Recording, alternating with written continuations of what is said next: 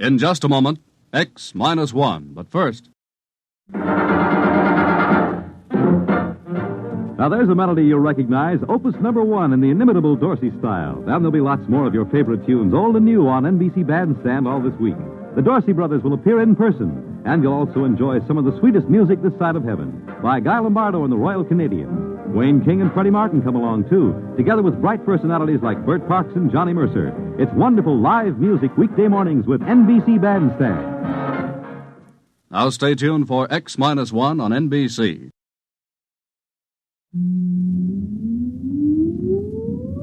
Countdown for blast off. X minus 5, 4, 3, 2, X minus 1, fire.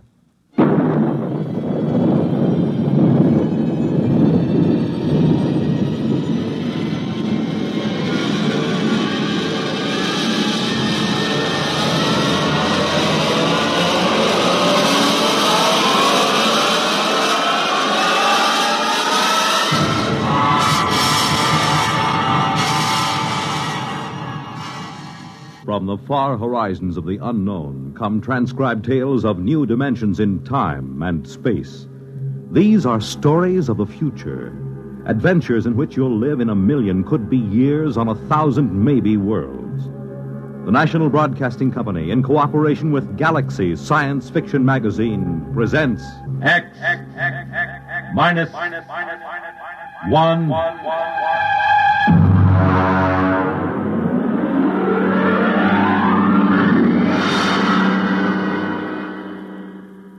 Tonight, The Last Martian by Frederick Brown.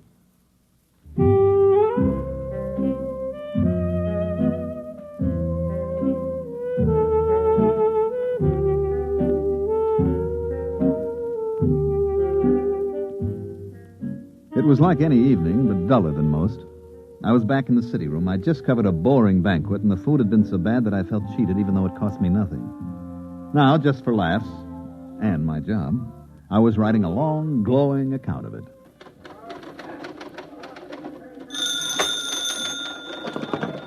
City desk, Corrigan. Yeah? You what? Mm-hmm. Yeah, sure, why not? Okay, Bonnie. Yeah. Bill. Yeah? You finished typing that banquet story yet? Finish it, huh? 30. Okay. You know Barney Welch, don't you? Barney's bar? Of course I know him. I know you know him. It's just a rhetorical question. What about him? He just phoned. So? He's got a guy down there. Who? Claims to be from Mars. What, is he drunk or raving or both? Barney doesn't know, but he said there might be a gag story if you want to come over and talk to the guy. Drinks on the expense account? Yeah. You got a deal.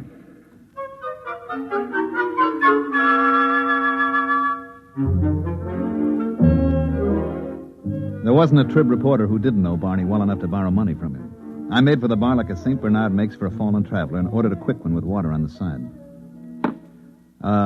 Keep the bottle handy, Barney. Which one is the Martian? You see the tall, dismal-looking guy sitting alone there in the booth? Over there? That's him. What's his story? Well, he says he just got in from Mars 2 hours ago, and he's trying to figure it out. He claims he's the last living Martian. Mm-hmm. Does he know I'm a reporter? But he'd talk to anybody who'll listen to him. What's his name? He says it's Yangan Dow. I'll talk to him. Now, listen, Bill. Yeah.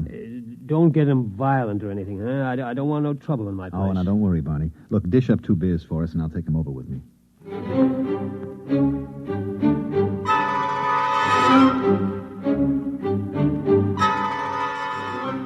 Barney drew 2 beers and cut off the heads. He rang up 60 cents, gave me my change, and I went over to the Martian. Mr. Dow? Yes? You mind if I sit down? Help yourself. It's a free country. I brought you beer. Barney, the bartender, told me something about your problem. Oh? Thanks for the beer. Drink up. Well, I suppose you think I'm out of my mind, but, well, maybe you'll be right. The bartender probably thinks I've flipped my lid. Listen, are you a doctor? Nope. Do you think I'm insane? I'm not a doctor, and I haven't even heard your story yet. How can I tell? Okay, I'll tell you. I'll tell you everything that happened. Then you tell me if you think I'm all right.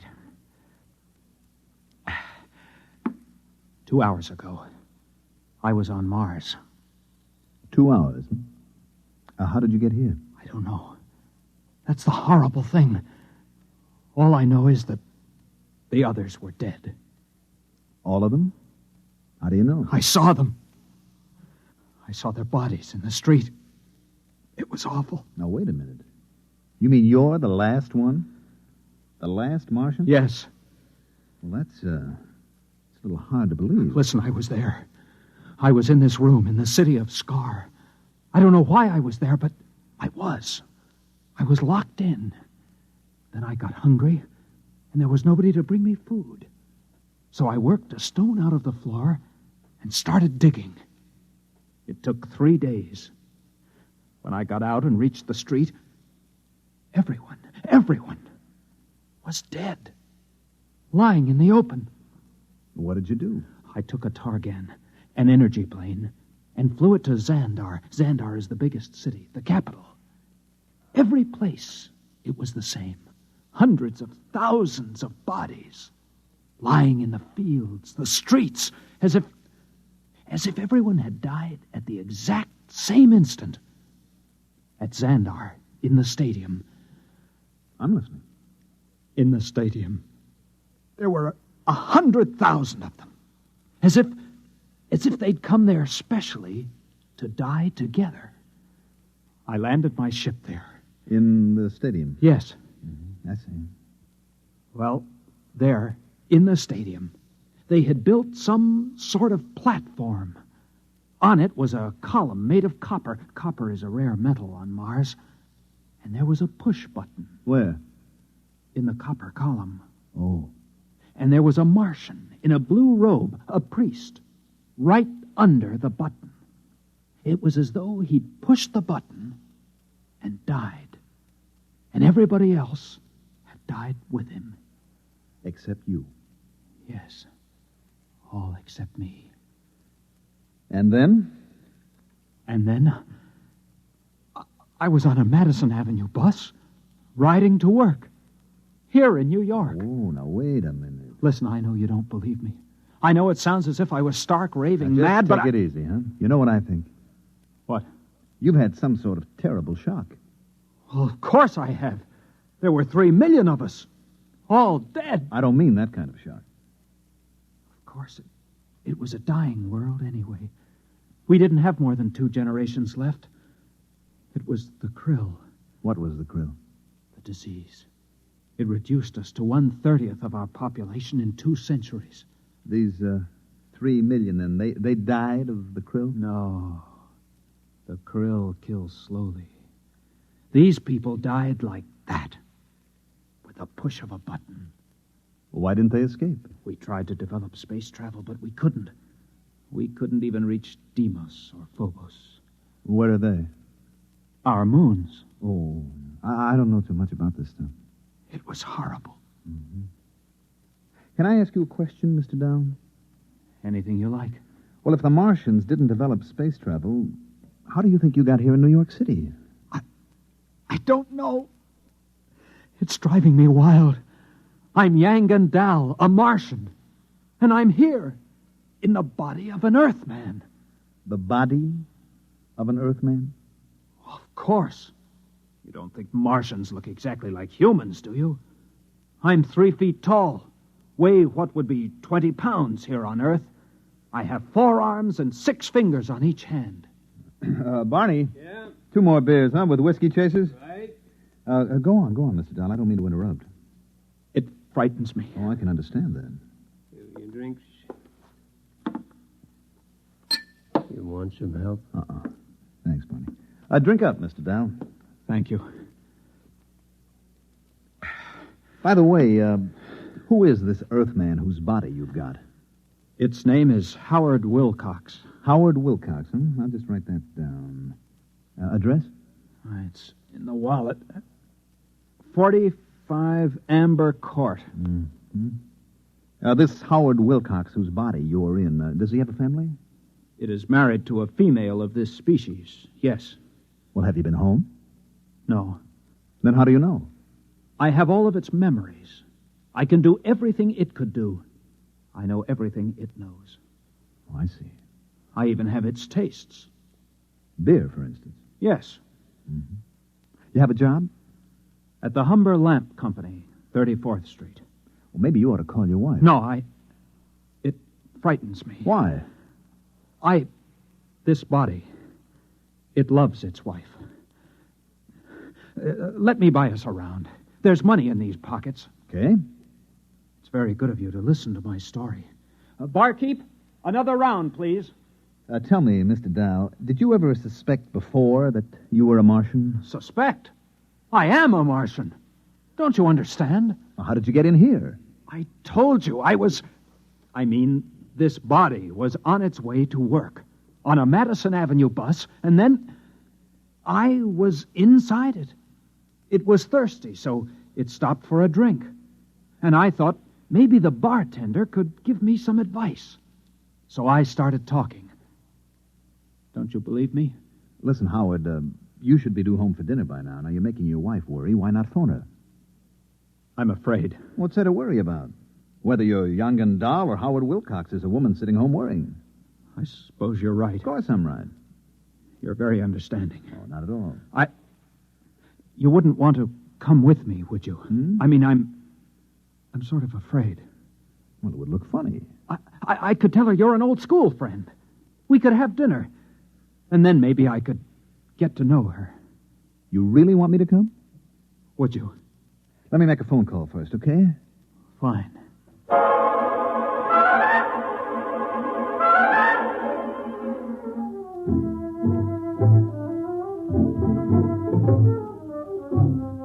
I rang up the Tribune and got Cargan at the city desk.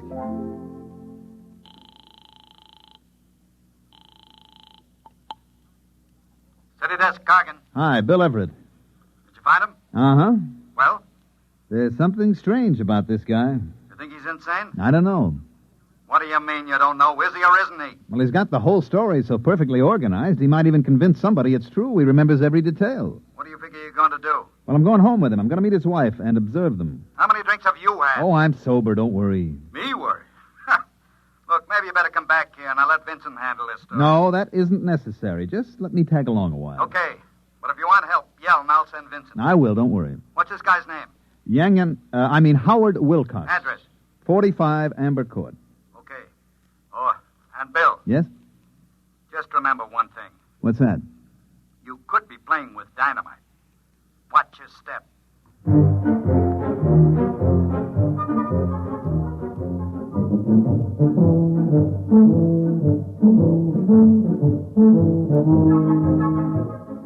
Number 45 Amber Court was an apartment down in the village. We were met at the door by a pretty woman in dungarees with her black hair and a ponytail with a red ribbon.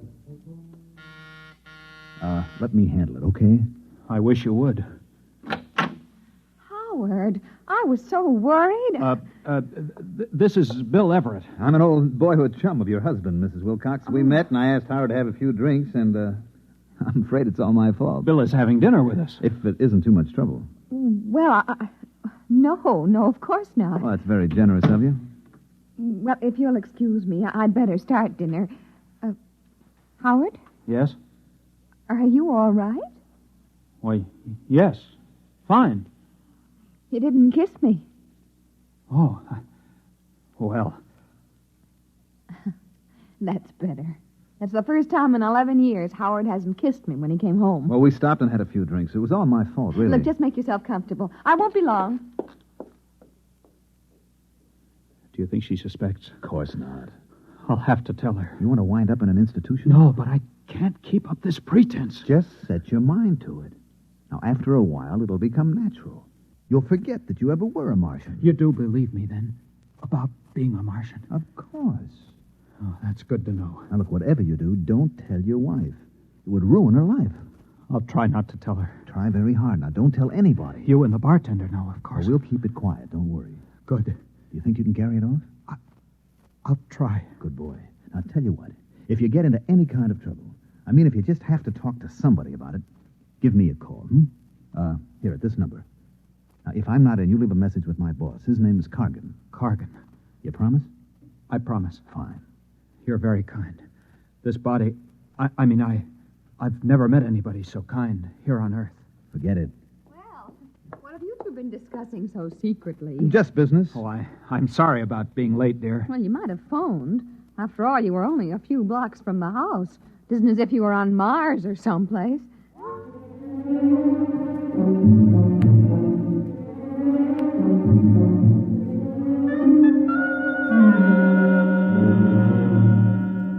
Dinner went pretty well, and Elaine Wilcox turned out to be an expert at shish kebab, which is one of my favorites. After dinner, I still had a couple of hours to put in at the paper, so I went back. Cargan came over to me right away. Well? Well? Is he or isn't he? He's a Martian, all right. No question about that. You're very funny. I have my moments. Would you mind telling me exactly where you've been for 3 hours? And what you've been doing? I talked to Yangan Dao.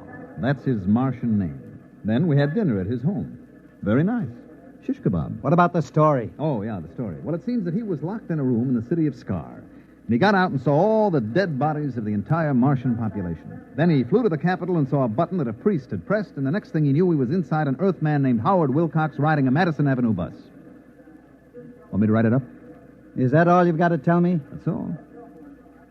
Listen, this guy's going to be perfectly all right as soon as he gets used to the idea that he's Howard Wilcox. He is, I suppose you're a qualified psychiatrist? Well, I'm qualified to judge this. I'd better send Vincent over there. There's no need for that. I have a distinct feeling you've let your emotions get into the act. Well, what's wrong with emotions? They don't belong in this business. Look, Cargan, this is a decent enough guy. He's a little bewildered, maybe. Now, why not let him live out his life in peace? He may be dangerous. Don't you trust my judgment? We can't afford to pass up anything important. Oh, you're exaggerating. Maybe. Vincent. Yes, Mr. Cargan. I want you to do a follow-up on a story that Bill has started. A man named Howard Wilcox who thinks he's a Martian. Oh? Bill has the address. Now, if anything happens to this guy, there are liable to be questions and accusations. Vincent can handle that end of it. You want the full treatment on this story, Mr. Cargan? If you think the man is a menace, give him the full treatment. Okay, Mr. Cargan.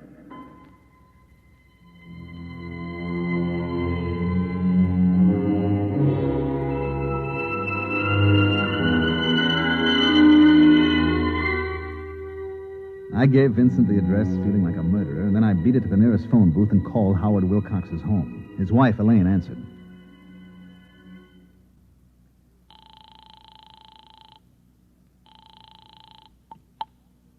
Yes? Well, Mrs. Wilcox, this is Bill Everett again. Oh, did you forget something? No, I have something to tell you, and it may sound a little weird, but bear with me. Oh, what is it? A man from my newspaper is coming over. His name is Vincent. Now, he's a big, ugly man with a scar on his lip. He's coming over here? He's on his way now. Well, what for? Well, that's the part you aren't going to believe, Mrs. Wilcox. Well, try me and see. He's going to murder your husband. I'm afraid I didn't hear you. I said he's coming over to murder your husband. You and Howard did do quite a bit of drinking. I'm trying to do you a favor. Now, listen to me. I'm listening. Send him away. Tell him Howard had to leave town. Do you hear me? I hear you, but really... Please, Mrs. Wilcox, if your husband means anything to you. Well, of course he does, but why not call the police? They'll laugh at you. I'm coming right over. I'll explain when I get there. And remember, your husband's life depends on this.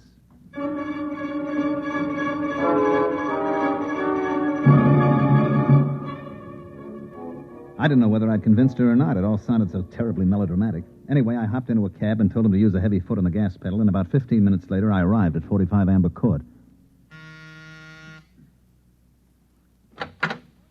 Oh, it's you. Was Vincent here? There was a man here from the Tribune, yes. Did you do as I told you?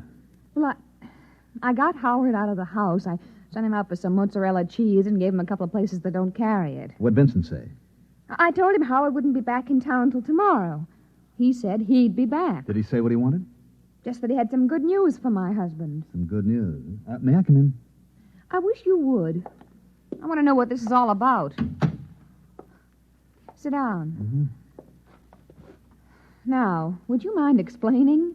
You won't believe me. You keep saying that. Okay, Mrs. Wilcox. Your husband, Howard, is a Martian. A Martian? That's right. I see. And when did you discover this about my husband? This morning. Would you mind telling me just when he arrived? From Mars, that is. This morning. You don't say. Told you wouldn't believe me. Oh, I haven't said that yet. You're sure Howard is a Martian? Yep. He claims to be the last Martian. Look, see if I can make it clear.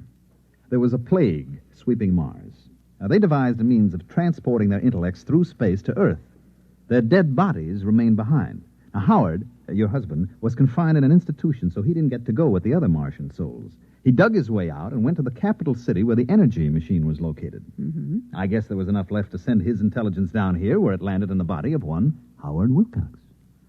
How did you find this out? He told me. Mr. Everett, if you don't mind, I'm rather tired. First you tell me someone's going to murder Howard, then you tell me he's the man from Mars. Now, I'd like to get some rest, if you don't mind. I'm trying to convince you your husband is in danger. If Howard is a Martian, just why does your Mr. Vincent want to kill him? Because Mr. Vincent is a Martian, too. Uh-huh. I suppose the editor of the Tribune is also a Martian? No, not the editor, just the editor of the city desk. And you, Mr. Everett, are you a Martian, too? Matter of fact, yes. Good night. Just won't see it, will you? Good night, Mr. Everett. Okay, I tried my best. Martians, indeed.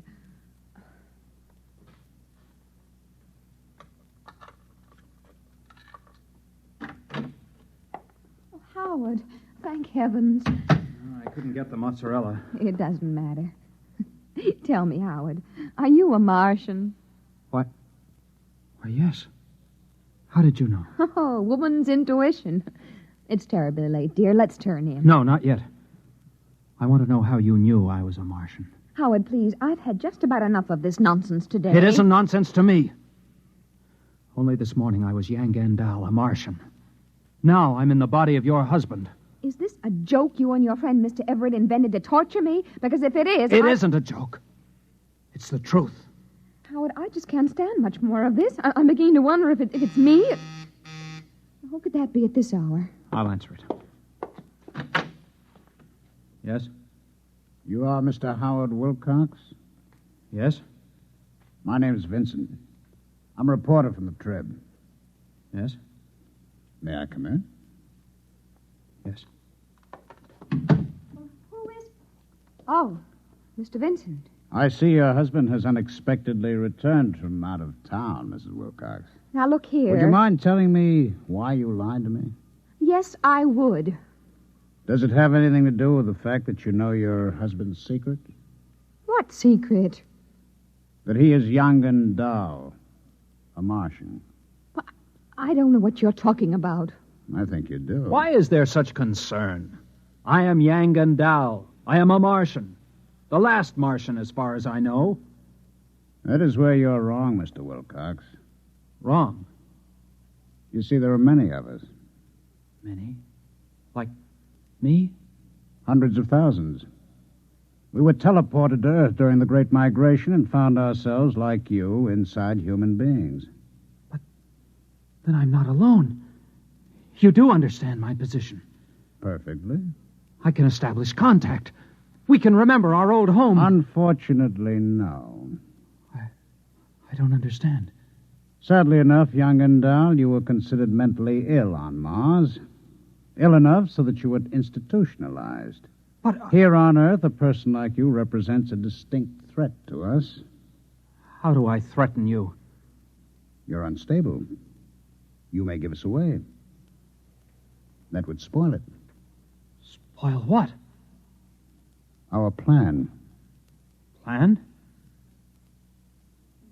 You have not heard of the plan?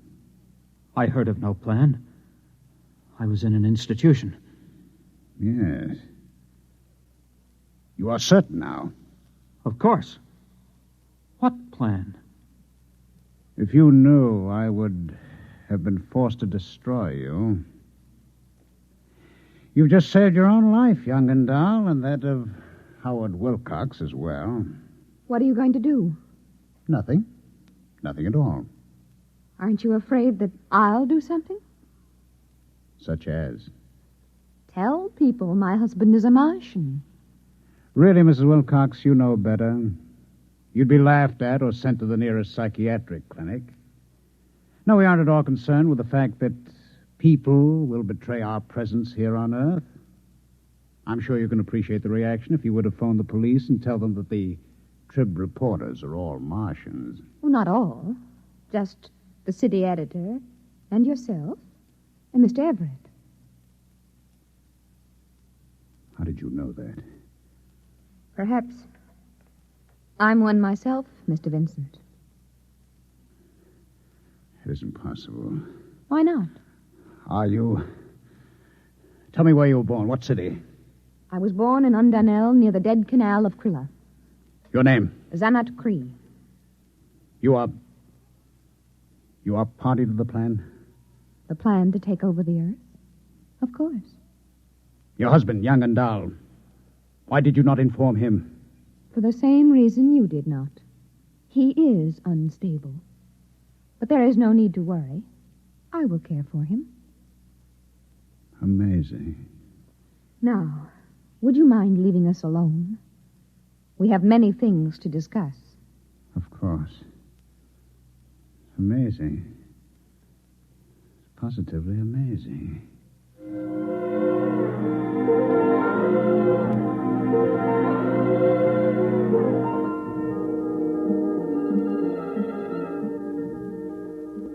I was standing in Barney's bar having a double scotch on the rocks when Vincent came in looking like a man who spent the last 3 hours in a KitchenAid mixer with the dial on Fluffy. He came over and ordered without so much as look at me. Here it is, Mr. Vincent. Thanks. You okay? Sure. By the way, did you fellas take care of that crackpot who was in here this afternoon, the one who thought he was a Martian? Sure. Just a drunk, huh? Yeah, that's right. Wouldn't you say so, Bill? Oh, definitely. Well, here's to you, Barney. Sometimes you can't tell the Martians from the Earthmen. You know? It's getting to be that way, Mr. Vincent. Right, Bill? That's right, Barney. Integration. That's what it is.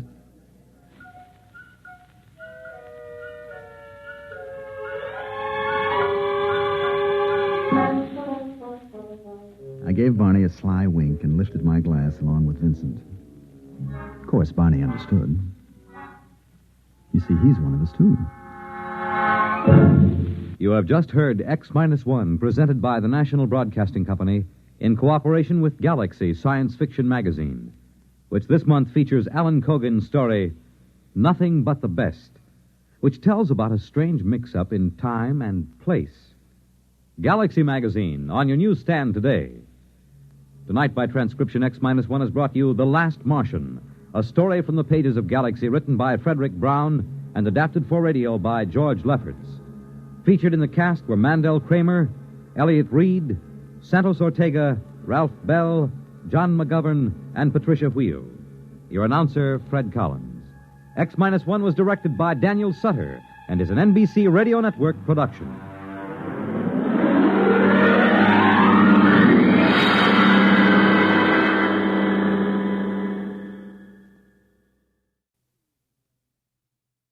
Go to the convention.